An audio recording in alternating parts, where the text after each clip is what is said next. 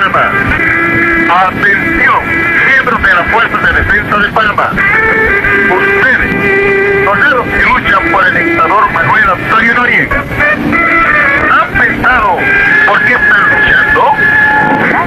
¿Luchan acaso por defender los derechos de todos los panameños o tan solo para defender los privilegios de un pequeño grupo?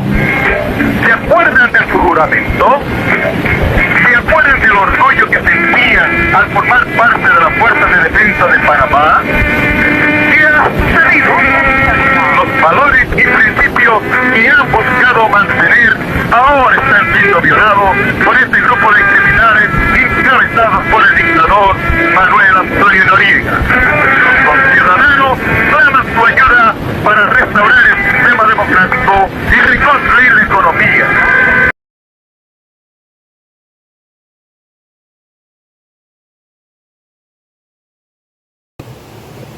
Aquí en la casa. Estaba en mi casa, en las cumbres. ¿Estabas en tu casa? Bien. Los aviones pasaron por aquí. Sí. Los aviones llenos de americanos pasaron por aquí. ¿Cómo me enteré? Por una llamada telefónica. Yo llamé a un amigo mío que vivía en la ciudad. Tony, llegaron los americanos y sí, ya también tengo que... Así era la cosa. Aquí vinieron los soldados, aquí en esta casa. Ellos llegaron para la invasión. Ese mismo día no, pero después sí pasaban por aquí por las calles. Decían, lo vieron, hablaron con ellos, uno era puertorriqueño, pero no afectó a mi familia nada. Bueno, del trabajo yo tuve que ir a mi trabajo en Pedregal a sacar las computadoras que había regalado la embajada británica por el miedo de que entraran al colegio y se las robaran, porque mi escuela era la primera escuela en Panamá que empezó a usar computadoras. Y en mi escuela, cuando yo estaba en una reunión, me pidieron el edificio para alojar soldados americanos. Y entonces la escuela Gran Bretaña se les dio un anexo y se les acondicionaron los servicios, pero no había baños, se acondicionaron unas mangueras para que ellos tuvieran para asearse. Palabras de Roberto Durán. Yo creo que el pueblo panameño se da cuenta que no se puede pelear, no se puede hacer nada. Yo creo que lo mejor es entregar todo para que todo el mundo esté por la paz. Y más que viene el año nuevo, yo creo que ahora que viene el año nuevo todos debemos estar por la paz y no buscar los problemas porque no nos vamos a conducir a nada. Toda esta gente que andan armados, todo lo que andan buscando revolución. Ya lo que pasó, pasó y no se puede hacer nada. Yo les pido a todos ustedes, así tanto como yo, que entreguen las armas porque no nos conviene, no vamos a sacar nada peleando con los americanos que nos están ayudando a nosotros.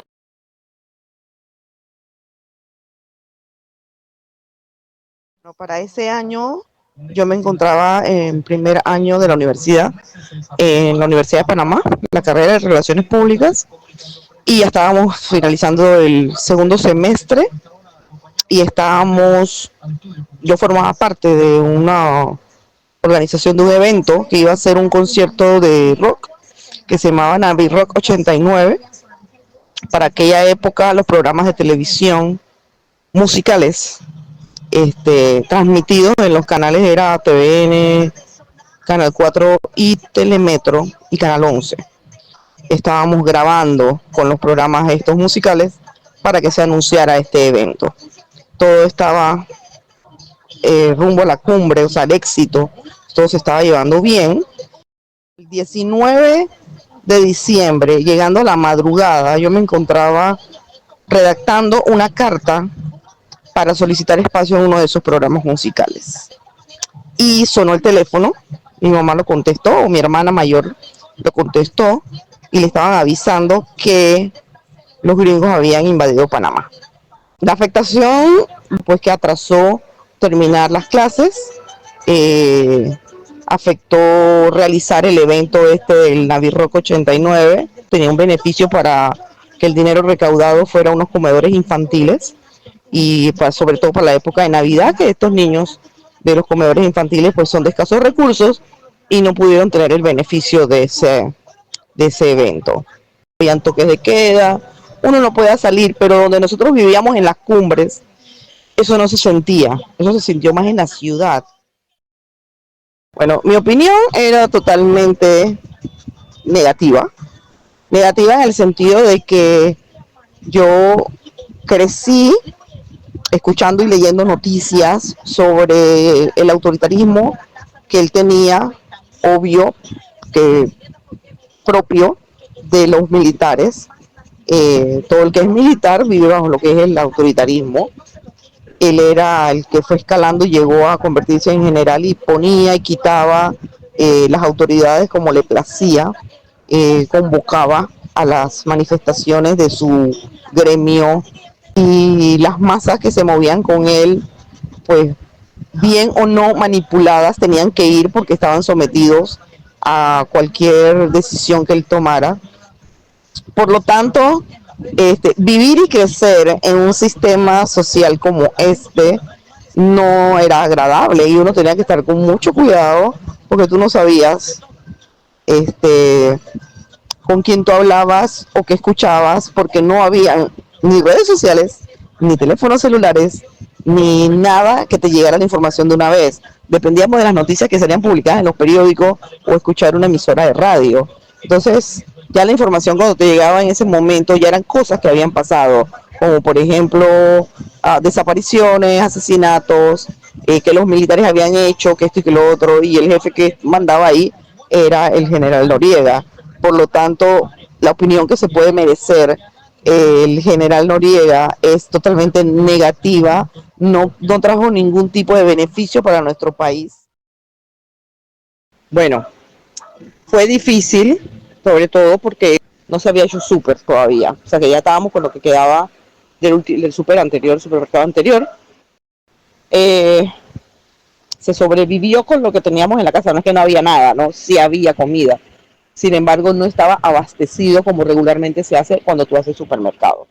Inclusive, se tuvo que organizar un día para ir a buscar a mi abuela, donde ella vivía en Avenida México, cerca de donde están ahora las instalaciones del PRD, para ir a recogerla, traer todo lo que ella tenía de comidita allí y tenerla segura con nosotros acá en las cumbres. Entonces, bueno, fue un trayecto que había que manejar y se aprovechó ese día para ver si había algún lugar donde ir a comprar alimentos para poder traerlos a la casa. No solamente a mis abuelos, sino también conseguir comida. En esa época se llamaba el supermercado Gago. Y recuerdo que yo fui con mi mamá a acompañarla, mi papá nos dejó ahí mientras él fue a hacer otras diligencias al banco para poder, creo que, obtener dinero, porque había que formar fila, cambiar cheques, te entregaban el efectivo para poder tenerlo contigo. Mientras él hacía esas diligencias y otras cosas, yo acompañé a mi mamá y mientras estábamos formando la fila, porque había que formar un filón larguísimo en el Gago, y recuerdo que pasaron unos carros disparando al aire, todo el mundo se tuvo que tirar al piso, yo agarrada de mi mamá, nos agachamos y fue nada más un carro que pasó. Fue una experiencia nueva para mí, obviamente el corazón latiendo, todo lo demás, y después que estábamos adentro, hacer el súper, uno quería hacer todo rápido, agarrar esa carretilla, meter todo lo que se pudiera, yo ayudando a mi mamá a pagar la cuenta, esperar a mi papá, porque ya los tiempos estaban calculados, a tal hora los vienes a recoger, ya mi papá estaba afuera, montarse al carro, montar los paquetes y viajar para las cumbres. Era peligroso pasar por los Andes, había muchos retenes donde teníamos que pasar y eran peligrosos. Supermercado Gago.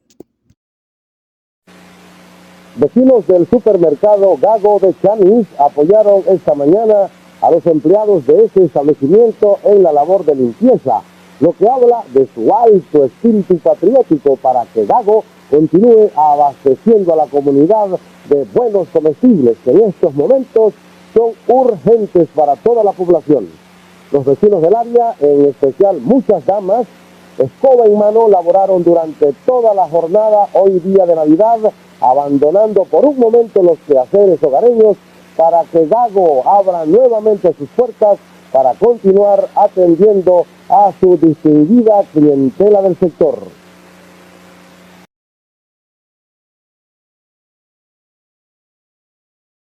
Estábamos en casa, golpe de 11 de la noche, estábamos en ese tiempo recordando vivencias de un congreso del cual habíamos tenido y estaba regresando cartas, enviando cartas al extranjero, de la gente con la cual convivimos ese año, en un congreso de comunicación, cuando de pronto se empezaron a oír, pues a lo lejos, truenos. Justamente me levanté a ver los truenos a la distancia y así se veían, eran colores, hecho que determinaba pues que lo que había empezado era la invasión. Automáticamente empezaron a sonar teléfonos y llamadas de personas que eran familia y que estaban en otros lugares y empezaban a decir que ya habían iniciado la invasión. La calle de nosotros vivió el que era mano derecha del general Noriega, y la gente estaba pensando que algo estaba sucediendo porque de pronto pasó un carro a toda velocidad a la casa del vecino y entraron y salieron, así como entraron, salieron rápidamente, y eso fue el comentario que quedó en esa noche. Para nosotros el concepto del general Noriega, la verdad es que era bien difícil porque ya estábamos acostumbrados, como sabes, de 1968, de una dictadura recurrente que pasó de Torrijos a otro tipo de generales, y el general Noriega era parte del grupo del staff del G2 en ese entonces, que era como de seguridad. Y cuando ya se dice pues que Noriega tuvo que ver también con la muerte de Torrijos, y cuando él queda de general, las situaciones en Panamá fueron cambiando, porque si bien la dictadura de los militares hasta ese momento era bien amplia, era hasta suavezona, como poderlo decir, porque inclusive los oligarcas, que eran los enemigos de los militares, llegaron hasta hacer negocios con ellos.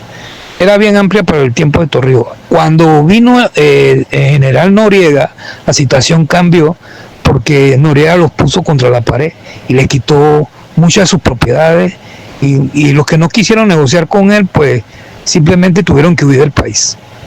Así que mi opinión sobre el general Noriega fue que fue muy nefasto para el país, porque ya todo era para los militares.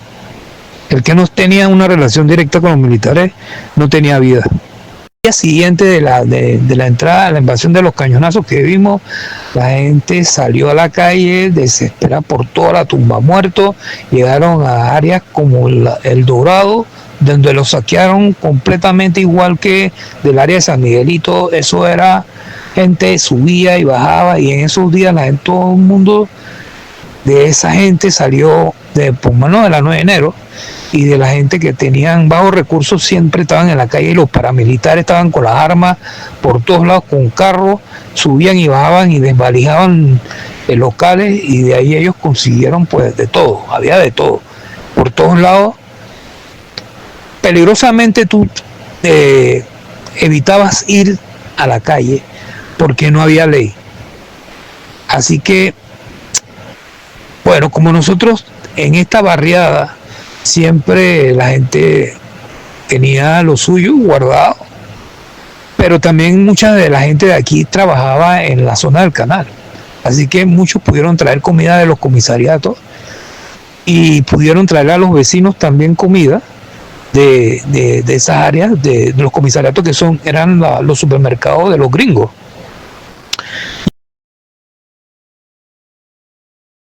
Soldados estadounidenses.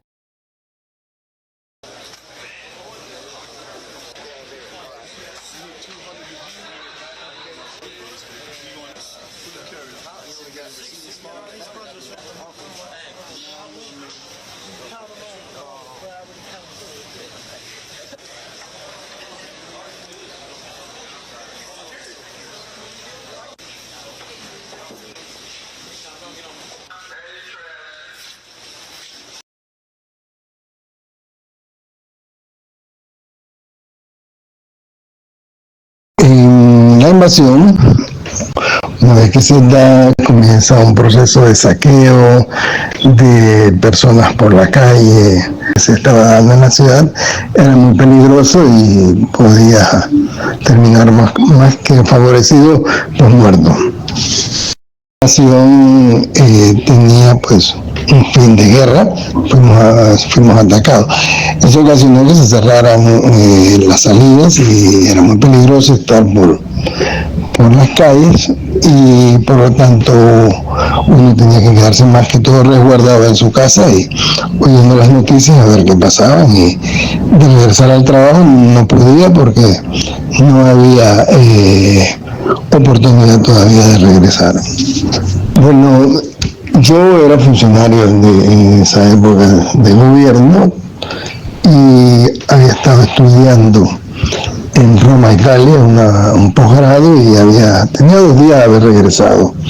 Así que no pude tener, vamos a decir, en situación de lo que sucedió con otros compañeros que tuvieron que ser batalloneros, CODEPAD y hacer jornadas de defensa. Pero sí, Noriega representaba una situación difícil porque quien no estaba de acuerdo pues podía tener situaciones difíciles desde el punto de vista laboral. En el caso mío, pues que yo era funcionario de gobierno y no era recomendable estar pues en esa condición porque no tenías libertad de expresión, no podías expresar ciertas situaciones negativas que estaban. Además, muchos de los funcionarios públicos pasamos por procesos de deuda del salario, de todo lo demás. Así que no era fácil. Nosotros vivíamos muy cerca de lo que se llamaba el cuartel de Panamá la Vieja, el cuartel donde había grupos paramilitares y gente de gobierno, por decirlo así, que entrenaban y estaban por defender su espacio. Por lo tanto, la invasión ocasionó una persecución por todo lo que se conoce como Costa del Este, en esa área de manglares, lo que era un vertedero en esa época, y también donde nosotros vivíamos había militares de Noriega, del ejército, de la policía, no de la policía, sino de la fuerza de defensa, que los fueron a buscar, y por lo tanto hubo esa situación peligrosa para nosotros también. Muchos de los helicópteros pasaban por nuestras casas rastreando a estos militares que se habían salido de ese escuadrón de la caballería que estaba ahí en Panamá la Vieja. Palabras del pueblo panameño.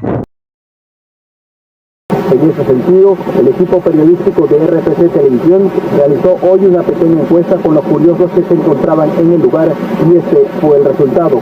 La verdad es que nosotros tendríamos que esperar las decisiones a nivel de gobierno. El pueblo panameño es el que va a decidir finalmente si se debe o no llevar a los Estados Unidos, que es donde debe estar a pagar toda su deuda que tiene con nosotros y con todo el pueblo internacional.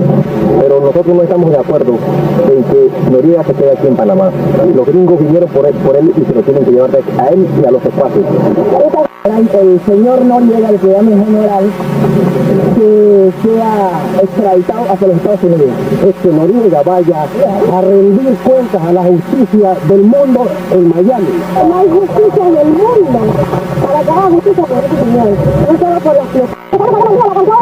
muerto por consumo de drogas. No había mencionado eso. Y yo quisiera mencionar el agradecimiento que ese señor todo para mí por los americanos, que es muy contrario a lo que yo siempre quise decir, que nosotros no apoyamos a los americanos. Yo, para él y para todo mi pueblo, para mis hijos, que fue por los que luché, hasta ahora y seguiré luchando. Le deseo que vaya a Estados Unidos a cumplir con su pena. Él tiene que pagar no 125 años, 350 años le deben meter para que nunca jamás asome su cara y vea desde las rejas allá, vea cómo nosotros, el pueblo panameño, hombro a hombro vamos a reconstruir este país que pensó dejarnos tan en ruina que nunca lo vamos a poder, pensó que nunca íbamos a poder levantarlo, lo vamos a lograr.